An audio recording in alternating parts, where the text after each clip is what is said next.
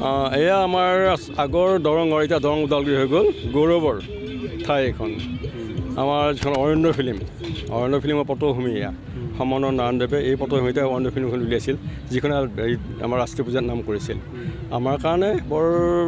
সুখৰ ঠাই এখন মৰমৰ ঠাই প্ৰাণৰ ঠাই নেচাৰেল সেইটো খুব ভাল আমি আহি থাকোঁ ইয়াতে ইয়াতেই আমাৰ সমনৰ নাৰায়ণদেৱৰ বিখ্যাত গীত এই পূৰ্ণিমা ৰাতি এই পাহাৰৰ দাঁতি আমি ডেকা গাভৰুৱে আছোঁ জুম পাতি ঠিক তেনেকুৱা গীত ইয়াতে হেৰি কৰিছিল বিজু ফুকন আছিলে হেমতে আমাৰ হেৰি আছিলে বিদ্যাৰাও আছিলে ঠিক তেনেকুৱা বিখ্যাত শিল্পীৰ বিখ্যাত অভিনেত্ৰীৰ হেৰিত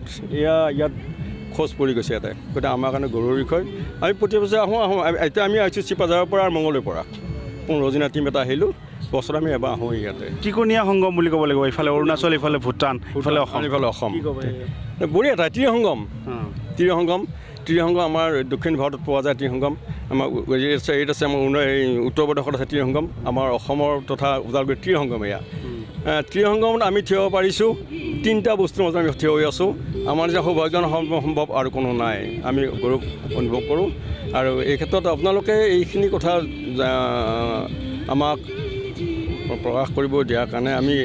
ND-20 ধন্যবাদ জ্ঞাপন কৰিছোঁ ইমানে